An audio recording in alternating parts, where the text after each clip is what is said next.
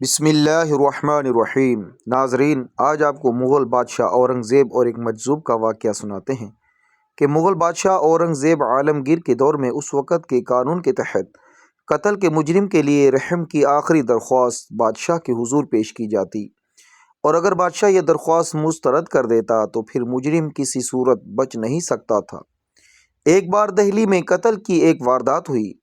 عدالت نے اس قاتل کو سزائے موت سنا دی اور شہنشاہ اورنگزیب نے اس کی رحم کی درخواست بھی مسترد کر دی۔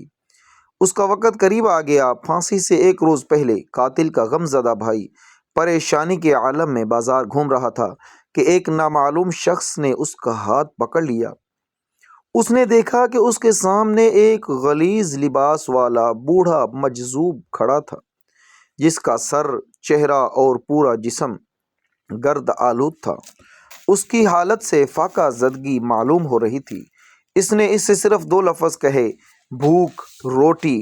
اسے اس کی حالت پر رحم آ گیا اور اس نے قریبی دکان سے اسے کھانا کھلایا۔ اس نے دیکھا کہ مجذوب وحشیوں کی طرح کھانا کھا رہا تھا۔ کھانے سے فارغ ہو کر مجذوب اس شخص سے مخاطب ہو کر کہنے لگا، مانگ، کیا مانگتا ہے؟ غم زدہ شخص کہنے لگا کہ جس کو کھانے کو نہ جانے کب سے کچھ نہیں ملا، وہ مجھے کیا دے گا؟ لیکن مجذوب نے دوبارہ تحکم آمیز انداز میں کہا، مانگ، کیا مانگتا ہے؟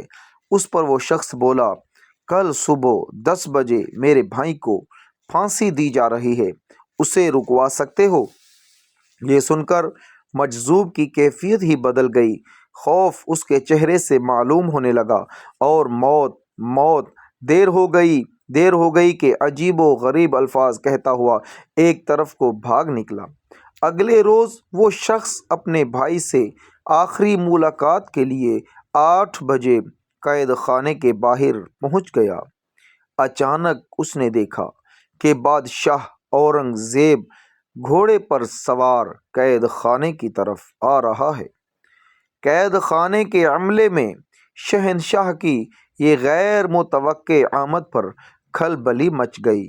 بادشاہ سیدھا اندر چلا گیا اور قید خانے کے داروغہ سے پھانسی پانے والے شخص کے کاغذات طلب کیے اور ان پر حکم لکھا کہ قاتل کو فوراً رہا کر دیا جائے۔ قید خانے کا داروغہ اس حکم نامے پر صدر تھا۔ بادشاہ نے پہلی مرتبہ اپنا سزائے موت کا فیصلہ خود منسوخ کیا تھا۔ بہرحال بادشاہ کے حکم کے تحت قاتل کو رہا کر دیا گیا۔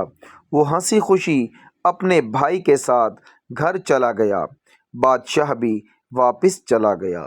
پھانسی کا وقت 10 بجے مقرر کیا گیا تھا۔ متعلقہ افسر مجرم کو پھانسی لگانے قید خانے پہنچا تو قید خانے کے داروغہ نے اسے قاتل کی رہائی کے بارے میں سب کچھ بتا دیا۔ حاکم نے قید خانے کے داروغہ کی اس بات پر یقین کرنے سے انکار کر دیا اور سیدھا محل جا پہنچا۔ وہاں جا کر اسے معلوم ہوا کہ شہنشاہ باہر جانے کے لیے کہیں نکلے ہی نہیں۔ اس نے فوراً شہنشاہ کو ملاقات کے لیے عریضہ بھیجا۔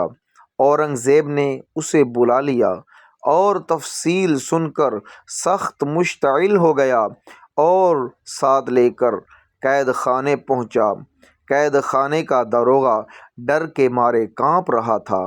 اس نے بادشاہ کو بتایا، آپ اتنی دیر پہلے تشریف لائے تھے اور قاتل کی رہائی کا اس طرح تحریری حکم دیا تھا۔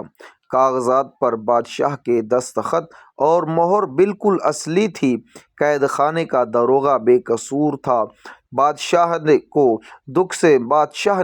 دکھ سے صرف اتنا کہا، ہم نے قاتل کو سزا دیے بغیر چھوڑ دیا۔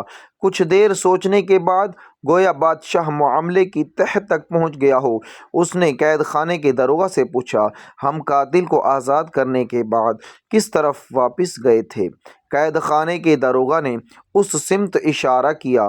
بادشاہ بڑی تیزی سے گھوڑے پر اسی سمت روانہ ہو گیا۔ گھوڑا بڑی تیزی سے دوڑ رہا تھا۔ اب وہ شہر سے باہر ویرانے میں داخل ہو چکا تھا۔ کچھ آگے جا کر اس نے دیکھا کہ ایک مجذوب دوڑتا ہوا جا رہا ہے۔ وہ خوف زدہ ہے اور بار بار مڑ کر پیچھے دیکھ رہا ہے۔ بادشاہ کے گھوڑے نے اسے جلد ہی جا لیا۔ وہ سر جھکائے خاموش کھڑا تھا۔ اورنگ زیب نے مجذوب سے پوچھا، نظام میں خلل ڈالنے کی سزا معلوم ہے؟ مجرم نے جواب میں ایک لفظ کہا، موت۔ پھر ایسا کیوں کیا؟ بادشاہ نے پوچھا۔ وعدہ کر چکا تھا، مجذوب نے مختصر جواب دیا۔ اب اپنی گردن پیش کرو، بادشاہ نے حکم دیا۔ مجذوب نے گردن بڑھا دی۔ بادشاہ نے تلوار لہرائی اور مجذوب کی گردن سر تن سے جدا ہو گئی۔